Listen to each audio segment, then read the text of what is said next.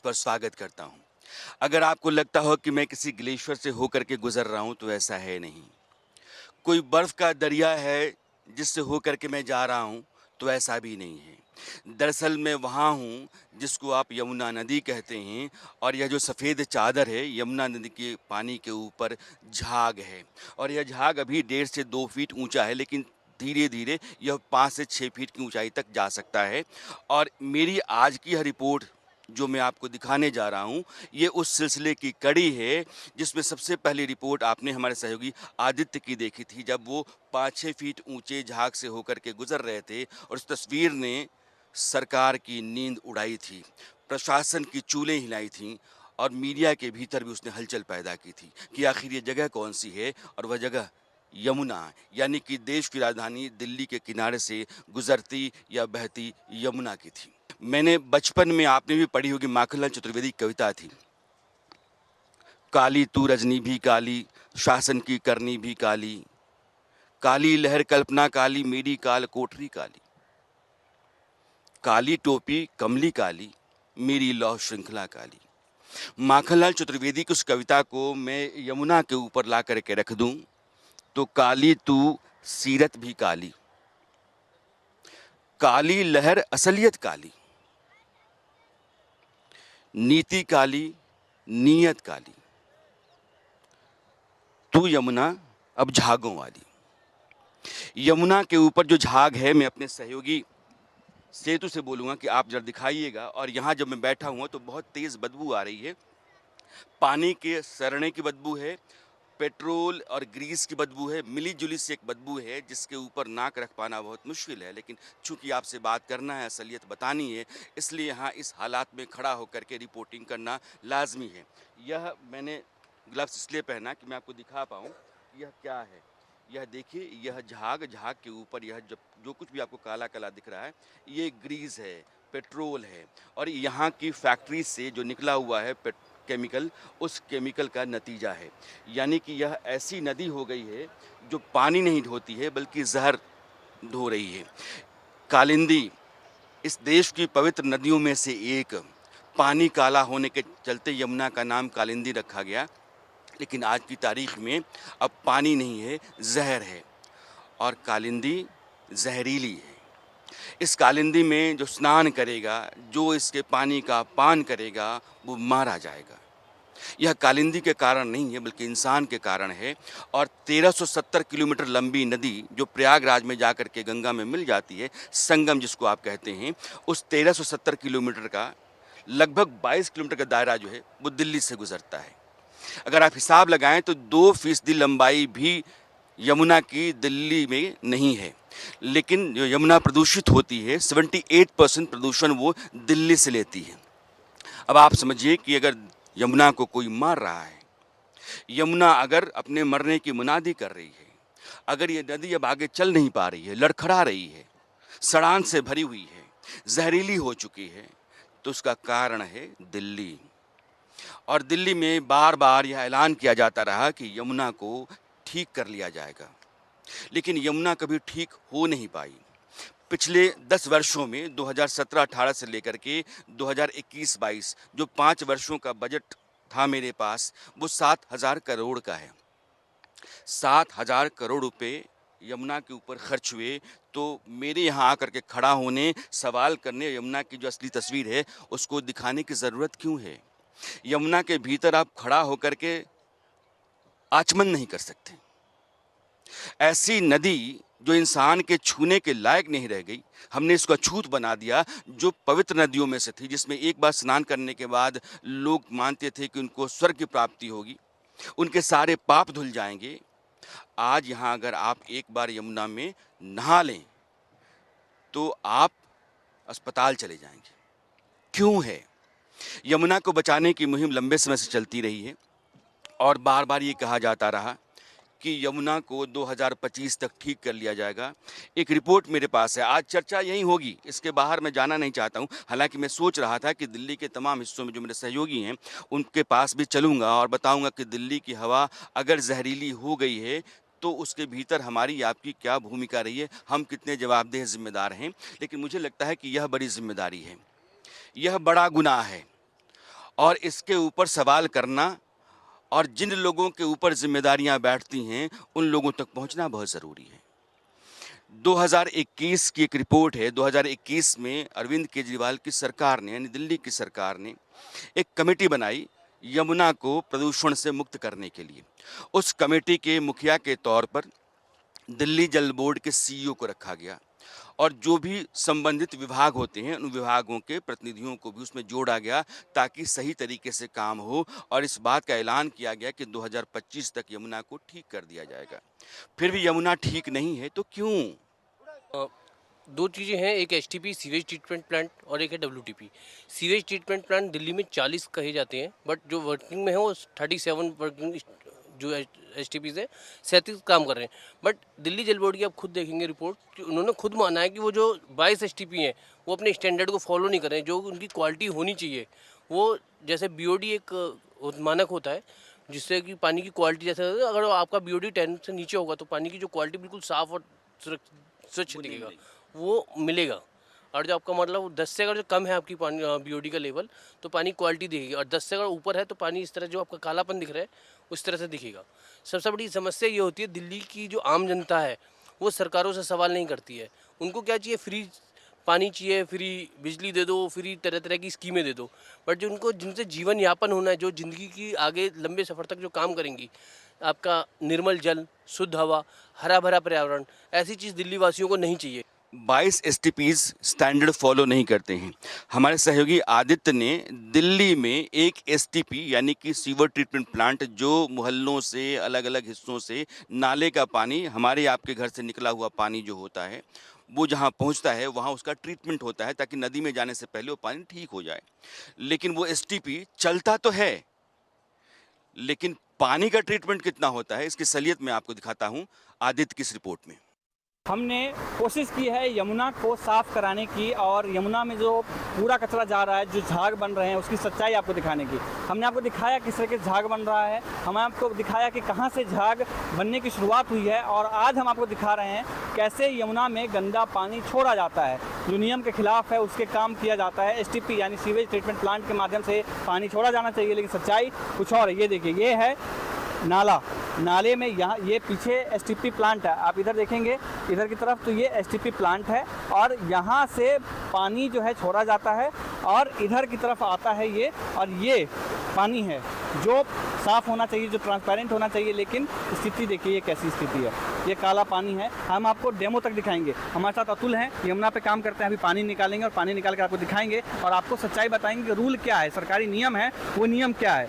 अभी हमने कपड़ा में रखे क्योंकि नीचे जाना बहुत मुश्किल है, नीचे जा नहीं सकते, तो हम कोशिश कर रहे हैं कि पानी निकालेंगे और हम आपको दिखाएंगे कि किस तरीके से पानी गंदा है। ये वही पानी है जो यहाँ से नजफगढ़ नाले में जाता है, और नजफगढ़ नाले में जाने के बाद यमुना नदी में छोड़ा जाता है। यमुना नदी में जो झाग दिखाई देता है आपको कालिंदी कुंज पे, ये उसी का असर है। ये देखिए, हम घर से गिलास लेके आए थे और हमने ये डाला, ये देखिए, बस ये देखिए, ये पूरे दिल्ली का जो कचरा है, घर के हाउस होल्ड्स के जो भी केमिकल्स हैं वो पूरा इसमें आता है। पूरे दिल्ली में 37 हैं। ज़्यादा अतुल बता पाएंगे कितने एसटीपी हैं और क्या नियम होने चाहिए, इसी तरीके के दिखने चाहिए क्या? जी देखिए, दिल्ली पोल्यूशन कंट्रोल कमेटी जो है उसके अकॉर्डिंग जो है दिल्ली में टोटल 37 वर्किंग एसटीपीज़ हैं, यानी सीवेज ट्रीटमेंट प्लांट्स, जिनमें से 21 जो हैं वो प्रॉपर पैरामीटर्स के हिसाब से काम नहीं कर रही हैं, प्रॉपर तरीके से जैसा उन्हें काम करना चाहिए। ओके, सीवेज ट्रीटमेंट प्लांट्स जिन्हें हम एसटीपीज़ कहते हैं शॉर्ट फॉर्म में, इन्हें बनाया गया था ताकि नाले जो सीवेज हैं ये हमारी नदियों में ना मिला जाए, ताकि नदियां हमारी, जिन्हें हम माँ कहते हैं, वो सुरक्षित रहें।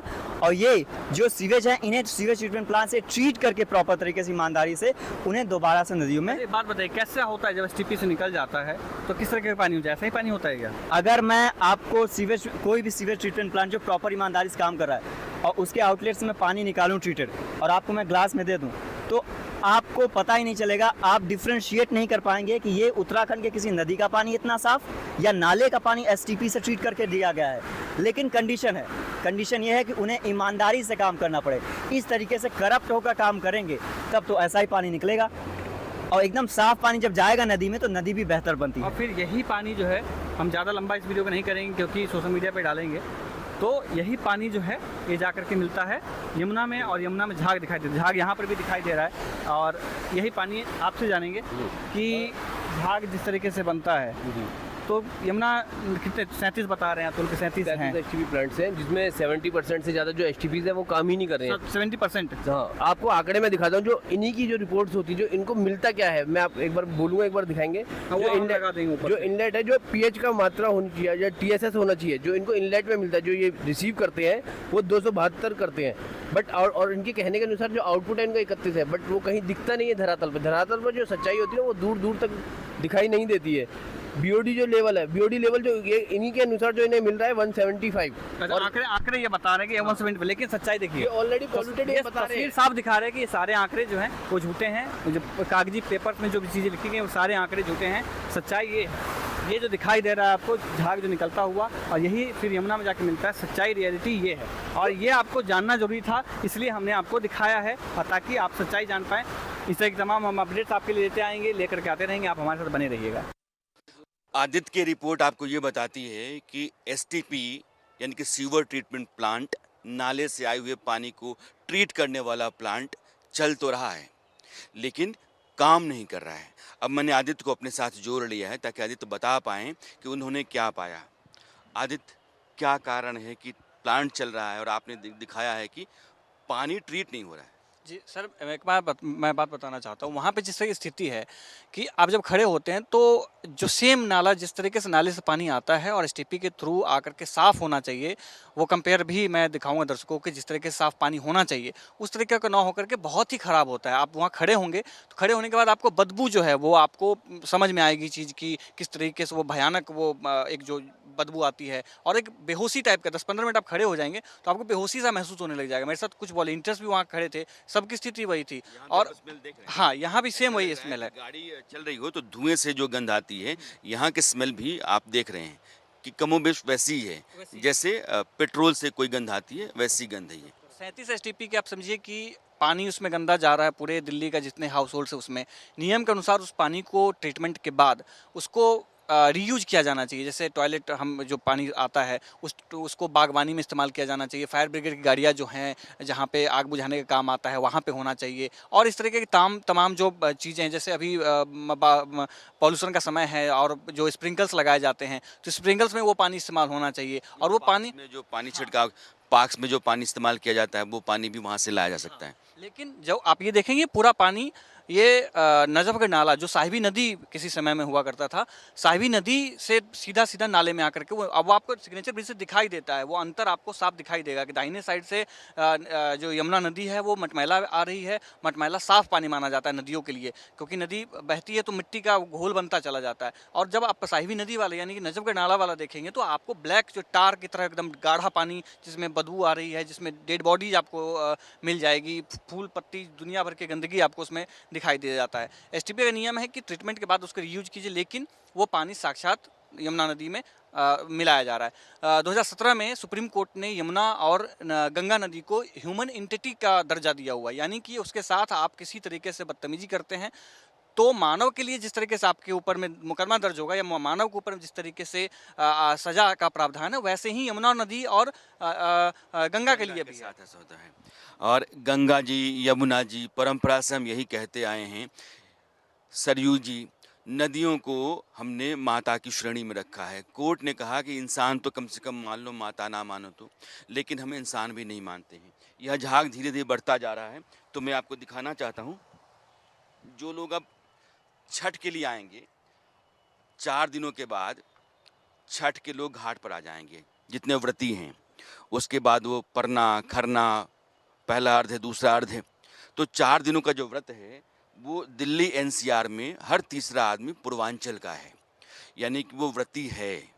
और यमुना ही एकमात्र रास्ता है बड़ी आबादी के लिए व्रत करने का।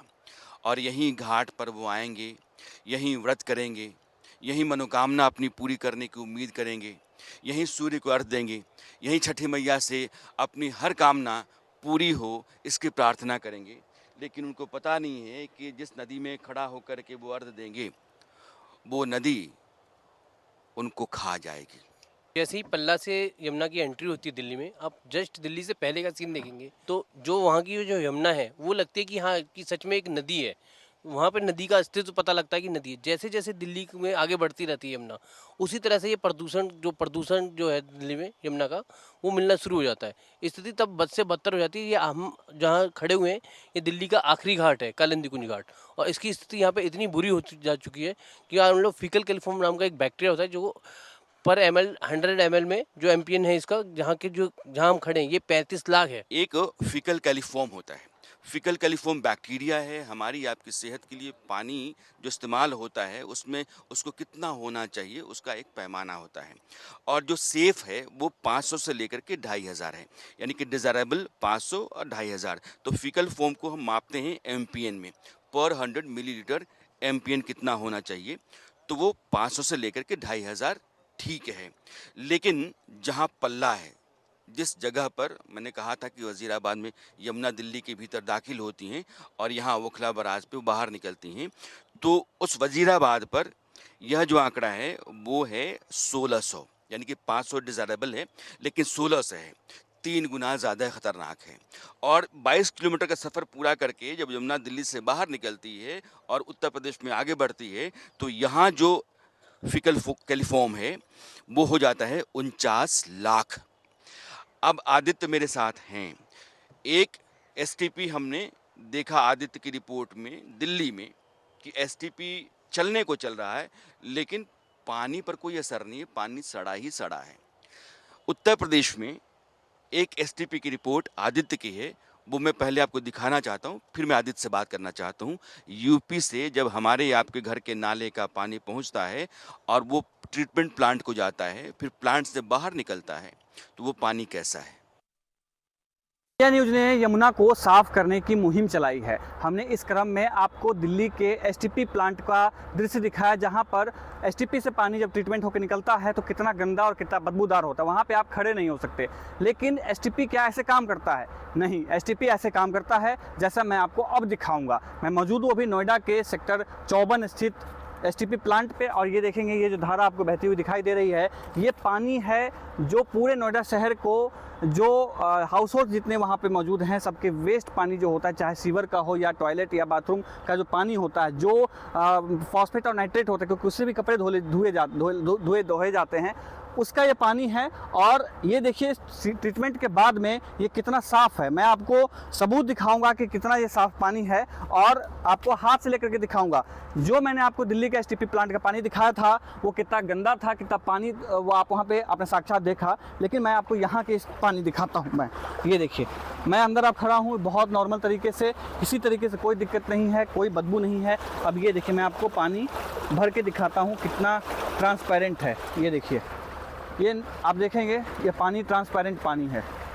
ट्रीटमेंट के बाद में इस तरीके से साफ़ होता है। जब सीवेज से पानी एसटीपी से पानी निकलता है तो कुछ ऐसा पानी होता है। यमुना नदी में जो बहता है वो यमुना को नाले से में जाता है, ट्रीटमेंट से नाले में जाता है, नाले से फिर यमुना में जाता है, जो कालिंदी कुंज में झाग दिखाता है। लेकिन ये पानी आप देखिए, ये मैं आपको दोबारा से दिखाता हूँ अपने चुल्लू में रख के कि किस तरीके का साफ़ पानी है। ये देखिए, ये देखिए, ये कितना साफ़ पानी है। एसटीपी ऐसे काम करता है, जो नदियों को नुकसान नहीं करता, नदियों को सुरक्षा देता है, नदियों को जो दोबारा से जीवनदायिनी जिसको कहा जाता है, वो जीवनदायिनी यमुना दोबारा से ऐसे बन सकती है। ज़रूरत है सच में और मजबूती से स्तंभ बना करके काम करने की।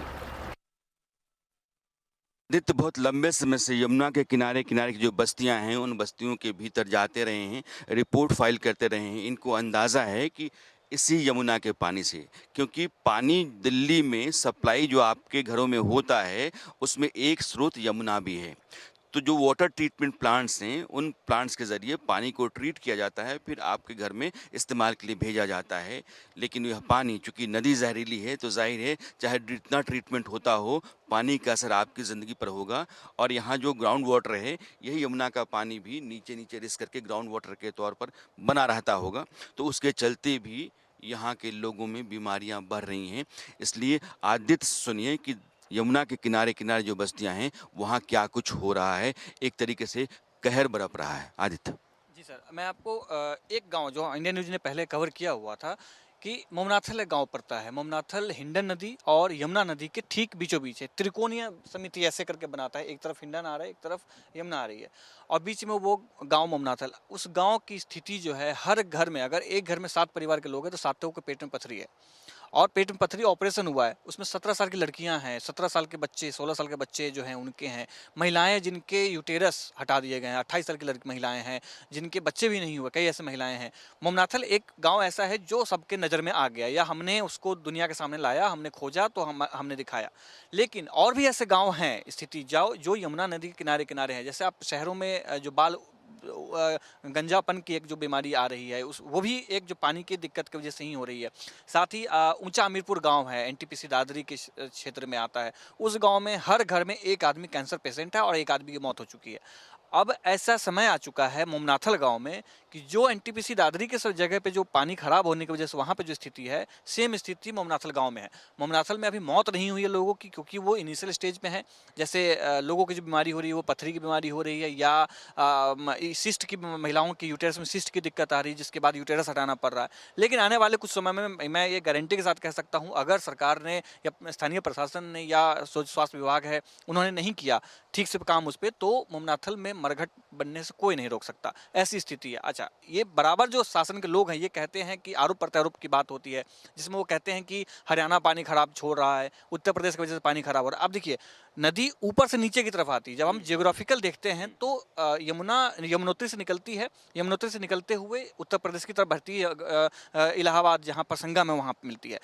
पल्ला तक स्थिति बहुत ठीक है, वहाँ से आते फीकल कैलिफॉर्म बैक्टीरिया, यहाँ जिस जगह पे हम बैठे हैं 49 लाख के करीब में, 50 लाख के करीब में फीकल कैलिफॉर्म बैक्टीरिया है। ये जवाब कौन देगा कि 50 लाख कैसे हो गए, जहाँ पर 2500 मैक्सिमम होना चाहिए, उससे कई गुना, कई हज़ार गुना ज़्यादा ये जो फीकल कैलिफॉर्म है वो कहाँ, और मानव शरीर में उसका क्या प्रभाव पड़ रहा है। क्या कभी शासन ने या प्रशासन, स्थानीय प्रशासन ने इस बात की जाँच की है कि इससे मानवीय शरीर पर क्या फ़र्क पड़ रहा है। मैं जब पहले जिस दिन मैं रिपोर्ट मैंने किया था, मेरे हाथ में पूरे में रेसेस हो चुके थे, रेड जो धब्बा होता है वो हो चुका था, खुजली हो रही थी। 3 दिन तक मैं जितनी बार मैंने हाथ को साफ करा, जब आपने ग्लव्स लगाया, आपने वो हो सकता है कि बचाव होगा, लेकिन जितनी बार मैं हाथ धो रहा था ऐसा लग रहा था कि मैंने सर्फ में हाथ डाला है और सर्फ को जैसे मैं घोल करके फिर से दोबारा हाथ कर रहा हूँ। इस तरीके से टार जैसी स्थिति जो है वो उत्पन्न हुई थी। ये स्थिति है यमुना के किनारे गाँव की।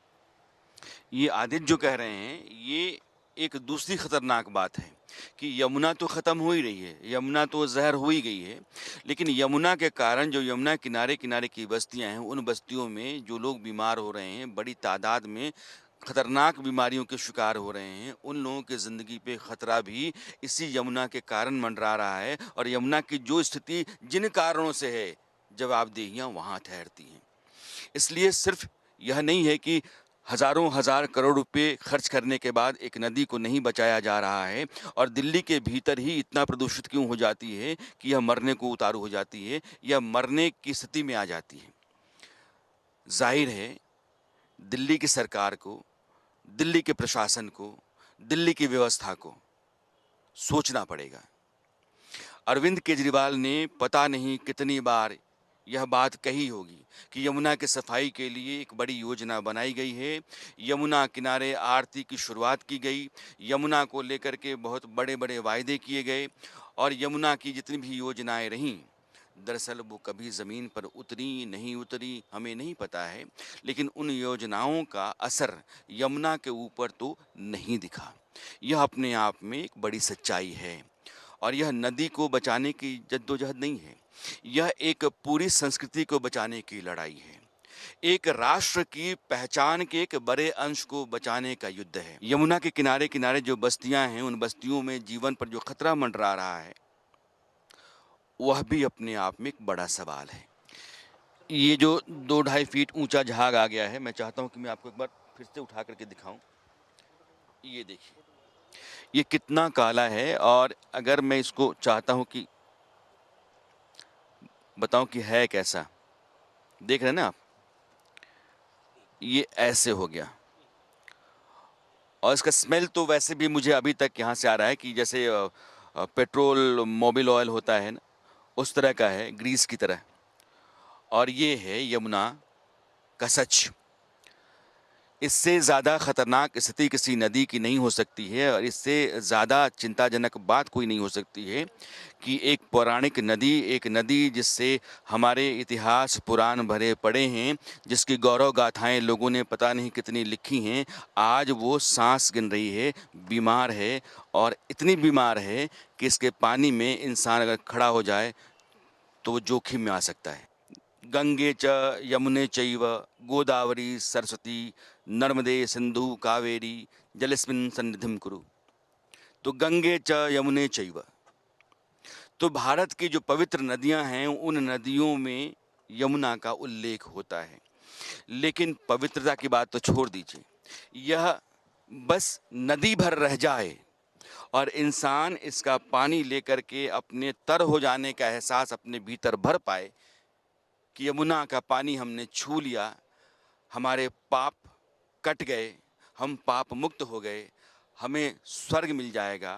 इस तरह की जो परंपरा हमारे भीतर रही है वो नदियों को लेकर के हमारे मानस को तैयार करती है, लेकिन हम आकर के एक ऐसी अंधेरी सुरंग में बंद हो गए हैं जहां हमने नदियों के बारे में सोचना बंद कर दिया है और उसका नतीजा यमुना है।